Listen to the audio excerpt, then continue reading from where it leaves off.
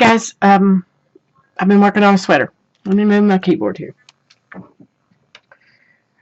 And I'm going to tell you, now I had this weird thing going on with my camera, and I would move my hands, and they wouldn't move until a few seconds later, and I was like, holy crap, that's freaking me out. I don't know. My brain and my hands don't work well together anyway, so I don't really need my camera messing with me. Okay, that's not why I'm here to talk to you today. Oh, sorry, this is a really, really deep purple, and I know it shows up as sort of a blue, and I don't know how to fix that on this camera. It's quite old, and we're talking about getting a GoPro, but I don't know if that's a good one to get.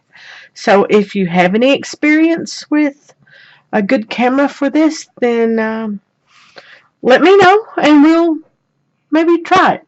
But for now, I'll tell you that it's a really, really dark plum, and it's very pretty, and I'm very excited about knitting with it. But, okay. This is going to be, without blocking yet, it's right around 48 inches wide. And I thought it was going to be about a 56. So it needed to be a little bigger, but I broke my needles, so I went down a needle size, and yeah. Anyway, it doesn't matter. It's a design, so it can be any size that I knit it right now. And I'll just make adjustments in the numbers or the needle size for the pattern. But looks like I've got a purple sweater, because that'll be pretty good size for me. A little bit big, but who cares? Bulky is in, and I love it. How do you feel about bulky sweaters? I love them. I'm glad they're back. There's nothing better than on a cold evening to sit with a great big huge sweater that wraps around you, and or you can put your child in there and sit in your lap, and both of you can cover up, or your boyfriend. So the bulky sweaters, I am happy to see back. Okay, now let me get back to the little things that keep me going. Now this is 24 hours worth of knitting. We are 48 inches around. I have knit, let's see how much. Let's see, from the rib to it's about 11 and a half inches. So in stocking that, it will drive you crazy doing a sweater this big. I know that you have to love your yarn and keep yourself going. So let me tell you some of the things that I do to keep myself going. I have these little clicker things. This is one of those little ring, and I just mash the button when I get a roll done. But I play tricks with myself. I'll knit all the way around. I have a marker here on this side, and then one back here on the halfway mark. That's just for the design, but you don't have to do that. But when I knit around and I get to this marker, then when I'm bored with just knitting, then I will do 10 more stitches. And then I click my marker. And then I go around and I'll do this 10 plus 10 more. And then I click my marker. The problem with that is you have to keep up with how many 10s you're on to click your marker, because if you don't keep up with it, then you'll go, did I count that last roll? Or what I do is I keep doing that until I can click 2 rolls off at one time, and then I start over. Or I have another way, and I'll knit. And this is what I do when I'm so bored with knitting stocking knit. I know it can be so tedious, but it's well worth it when you get through. So this is another thing that I do to keep my mind occupied. I'll knit 1, and I'm counting the whole time, so it gives my brain something to do. Then knit 1, 2, 1, 2, 3, and the next one would be 4, and so on and so on. What my goal I set is to be able to start with 1 and add 1 every time and restart at 1 until I got to 100. Needless to say, I've never made it to 100. I've made it into the 50s. I have always got to put it down, do something else, get bored with it. But the goal is that I'll someday make it to 100. And I'm curious as to see how big a knitting piece that'll be.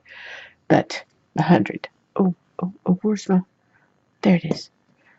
Now, I want to ask you, see this little tapestry needle? I love my little tapestry needle. It's got a blunt end.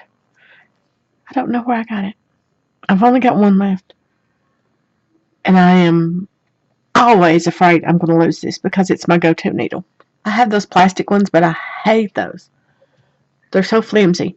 But if you see any of these, send me a message. I want some more. The blunt at the big eye. So, oh, the finger. I should explain the finger. Alright, this is the way I knit. I knit, and then I knit, and then I put my finger here and push.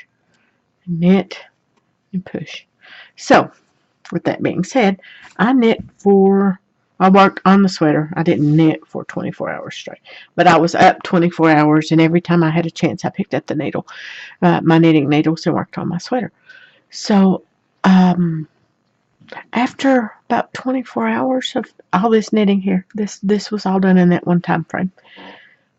I had this little sore spot right there. And I'm like, every time I had to push that needle down, it was like torture, and it was slowing me down. So my husband has KT tape that he puts on his knees and his ankles. So I grabbed a little piece and cut it, and I made 2 layers, and now I can knit again. So that's what I was doing. And that's why I have blue on my finger. Now, something else I've been working on, because I get tired of I keep little projects on the side because I get tired of doing this. And everybody is environmentally conscious now. So I'm going to do my part. This is a puff. It fits in my hand, and I have average to small hands. And this is made for washing your face. And then when you get ready, you can just throw it in the washer. And you're not buying the cotton or the synthetics, but it gives you a nice little scrubby. It's got puffs on it. I'm not much of a crocheter anymore. I started out crocheting and then taught myself to knit, and then I've taken classes.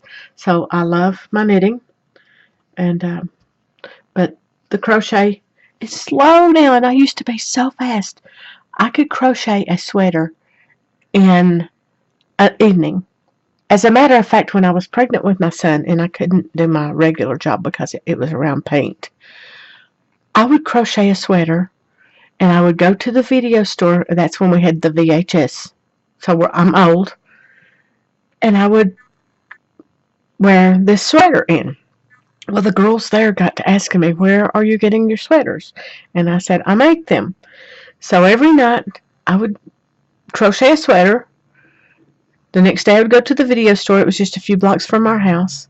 And it was a walk. I walked, so it was good for me with being pregnant. And one of the girls would never fail, would buy the sweater. So I was getting my exercise, I was crocheting sweaters, and I was making a little mad money on the side. So I used to be really fast at crocheting, but now I'm really slow. The moral of that story is, if you don't use it, it'll still be there, but it may not be as fast as it used to be. Okay, next is the washcloths. Now, ooh, that's bright orange. Oh, like it. So I found this cotton, and I had started doing the washcloths, my dishcloths, and my daughter-in-law adopted most of them. So I'm back in between when I just cannot stand working on something for an extended period of time, or a design, or I run into a hiccup that I have to figure out a better way to do something. Then I'll work on a washcloth. And I have several of those. There's another purple, which these purples, this looks more purple, but it's really a deeper purple. But my camera is showing blue. And then if you have, these are 2 purples. And I had a little bit of this ball left and a little bit of that ball left, so I made One. It doesn't matter. You're washing your face or your dishes or, as my son used to say when he was a child, his nasty butt. But that's another story. And then that's one day I did 6 in one day. And yes, I am obsessed with knitting. And then there's another half and half, so that's fine. It doesn't matter. And then I have 3 more full balls of yarn, and then I will have a few more with that are half and half. Okay, so I suggest if you are a knitter and you enjoy knitting like I do, sorry for shaking everything, that you find something little like the washcloths. And let me see the pattern. I'm thinking this is it right here. Okay, I'll show you the pattern that everybody is. It's called Grandma's Dishcloth. It's free, and the by P.J. Allen, PK Jewelry on Ravelry. You probably can see that better than I can. My eyes are bad with glasses on now. I can see it better on the screen. Had Lasix. It's great for reading and things, but up close I still have to wear my readers. Fantastic investment, people, though, and it's minimal pain. No pain at all, just eye drops are. And if you don't like putting eye drops in, that can be a little irritating, but it was well worth it. So this dishcloth of any kind, whether you're knitting or crocheting or whatever, the Yarn Hoarder has got a challenge going on. She does it every year now, and it's on Instagram. It's 2019 Yarn Hoarder Dishcloth Challenge, I believe. So if you want to join in on that, then great. Go put your. I think she gives away prizes. She has lots of yarn. I'm very jealous of her yarn stash. Okay, I'm just gonna leave this here and prop up on it because it's been with me for 24 hours straight. And my next thing I use to keep me going is here, right there. That is a quart of coffee. Now, my son and daughter-in-law can drink coffee and most of the time lay down and go to sleep. I am not that person. I can't take medications. I can't drink coffee. So if I drink this, and it's 3 o'clock here, if I drink this now, then I will be up all night again. So if you want to chat, send me a message. I'm going to be up knitting like a crazy woman. Okay. If there's something that you want to see, because I don't know what to talk about when I'm on here. I just want to talk because I don't have many friends in this area, or period. And I sit at home and play with the puppy and knit most days. And my husband is off at work, and there's no one to talk to. So I guess you're going to be my talk to people. Back to talking about designing. Okay. I am extremely happy with the oversized sweaters right now. I said that already. But designing an oversized sweater can be very gratifying, but it can also be very intimidating because you're not only doing the size that you should wear, but you're doing oversized. And that means you are doing a big piece in most cases. Even if you're a slim, skinny little thing, you're still knitting a big sweater. It's a big project. So please, please, please make sure that you are loving the sweater. It's going to be a staple in your wardrobe. And 2, love the yarn you're knitting with. There is nothing worse than knitting a sweater thinking, oh, this is going to be beautiful. This is going to be great. And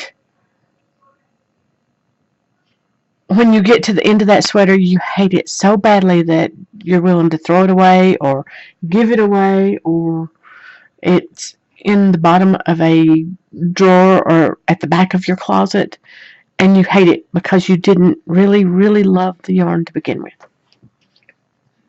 Now, with all that being said, I have ideas, lots of ideas, lots of design ideas, but I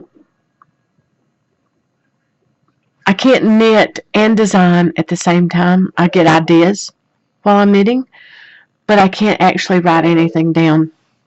Sorry, that's my puppy outside, and the neighbors are out, and he plays with the little boy through the fence, and he sounds like he's going to eat him alive, but he's just trying to play. Let me...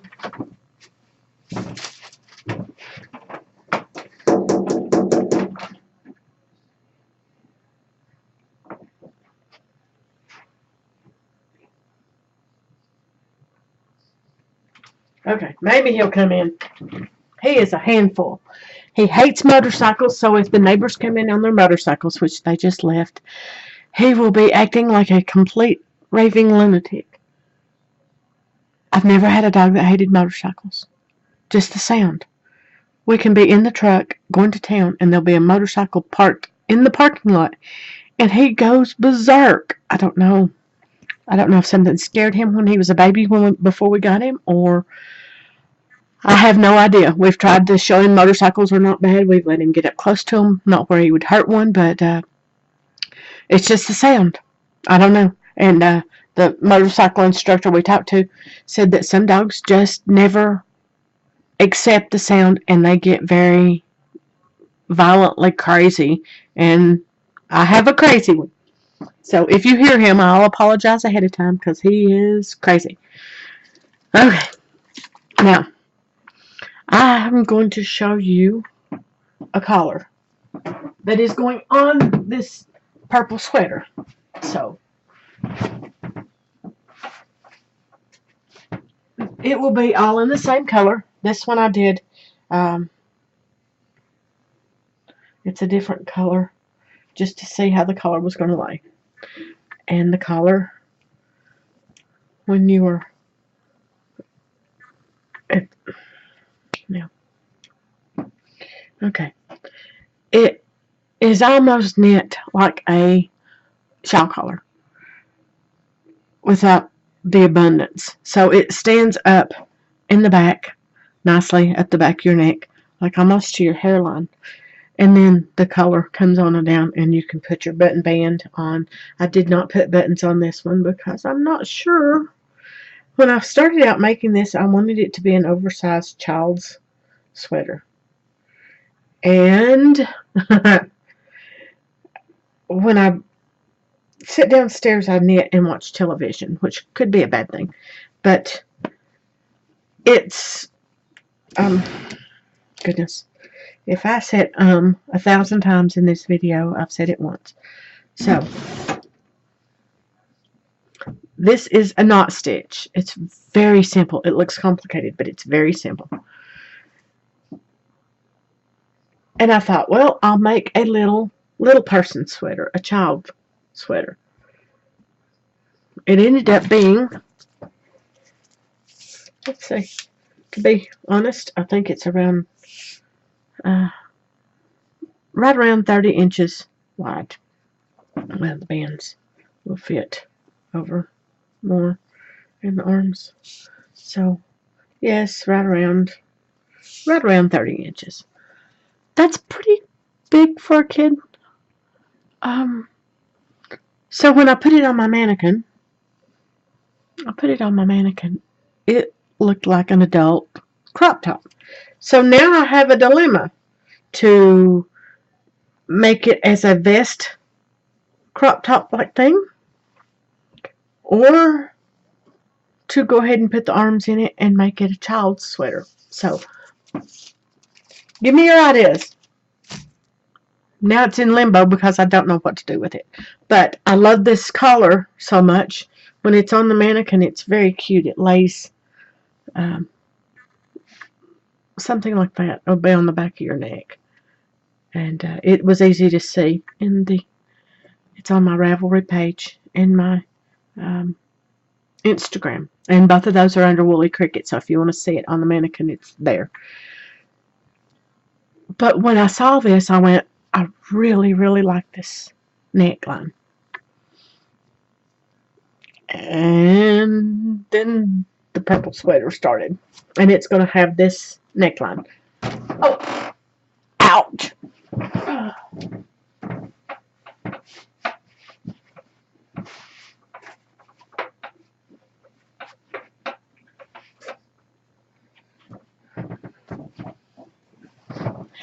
Okay, back to it. This one. Is there anything out there, or not out there especially, that you've seen that you like, that you would like to see in a design? I have a lot of ideas, but it's like I said, it's really hard to knit the main sample and then write the pattern. And when you have hundreds of ideas written in a book, I'm older and it will never be finished. I wish I had people that I could just say, okay, this is my ideas, this is my notes, sorry, it's the coffee, sorry, that would test knit them of sorts and tell me, yes, this works, no, this doesn't. I recently had a discussion with a friend, and one of her other friends and her were talking. We had been friends for 3 years. And she would help me with the writing of the patterns because that's not my strong suit. I can knit, but I'm not a good writer. And I would write, and she would help correct my grammar and my spelling and all the little mistakes I would make. But her knitting experience left her sort of lacking in how she understood what I was writing. Here comes the motorcycles. So you'll be able to hear the craziness.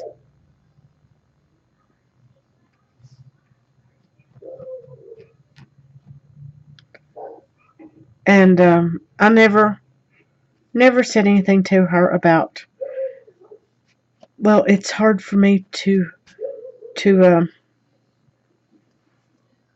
work with you on this because I have to explain the process and explain what I'm doing, and then you if you don't understand, then we get into heated discussions about the way I did something.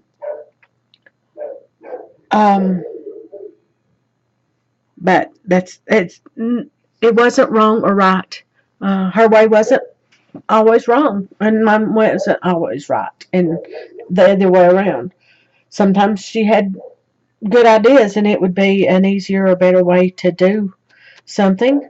And it's always good to have fresh eyes look at your designs or your ideas or discuss them if you have a good friend to discuss them with.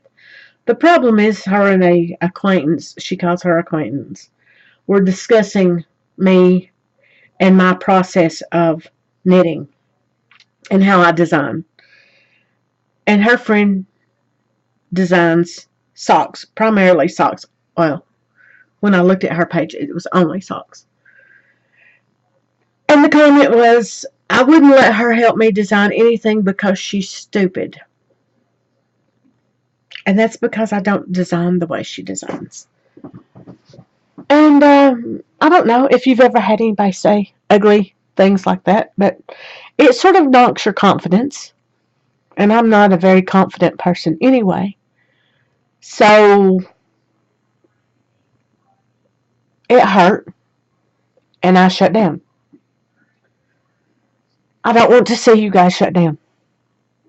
It doesn't matter if you do things differently than somebody else.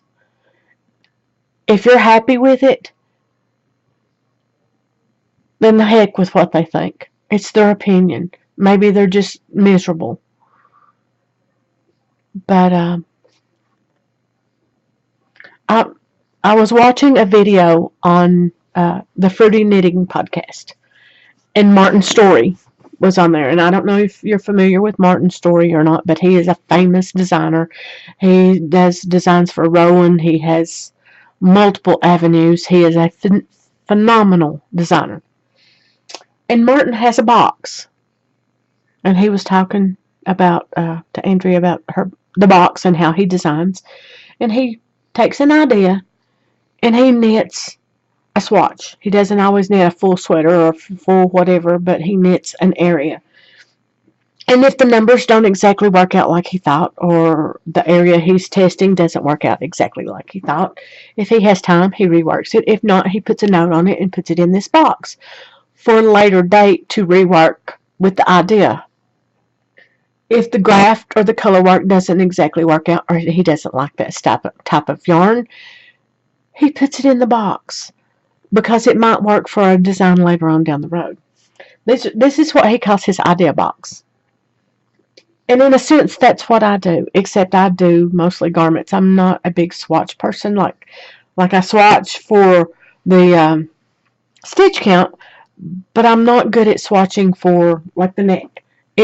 It just happened in my head, and I try it, and if it works, okay. If it doesn't work, okay, then I take it out and go again. Okay, so we are back to do you.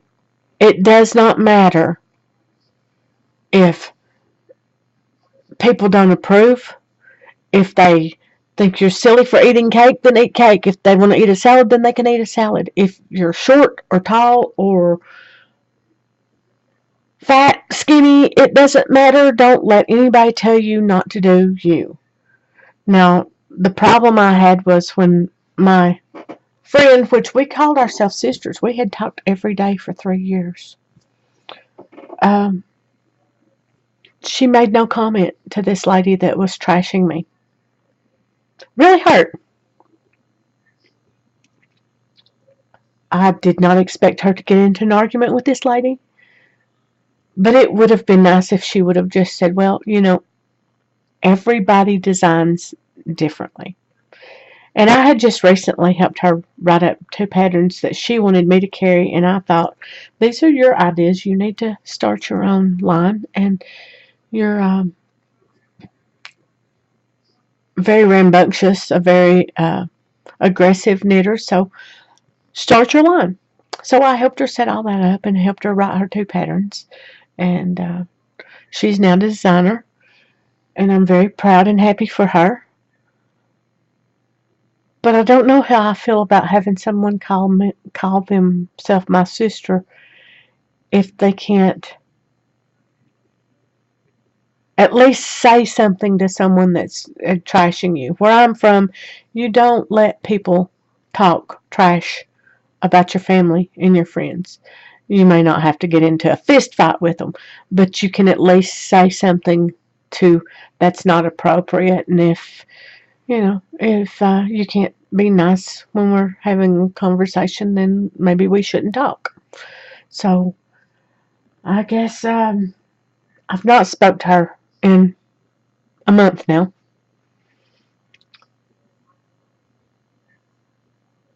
Because I had another friend that was here, and she lives in another part of the world. And I had a friend here that knit and was teaching her to knit. And when I would have a discussion with the one that called herself my sister, sometimes she was there to hear the conversation. We'd put her on speaker and we'd all 3 talk. And the one that was here learning to knit started, well, she's stupid. She doesn't understand. She doesn't know what you're talking about. And I just told her, I said, look, if you can't be respectful when you're at my home, then don't come back to my home. And she's not, which is fine, because I don't need that kind of negativity in my home. I want this to be a positive place for everybody. So I think it sort of hurt my feelings that I ran someone off that could be a potential friend for her, and she didn't say not a word to the lady that was talking badly about me. And another point, I know I'm rambling. I guess I just need to get this off my chest. Sorry. If you're going to do something like that, and you're not going to stand up for your friend or your family member, then don't pick up the phone and call them and tell them. Just keep that to yourself, because then nobody knows and you don't have hurt feelings.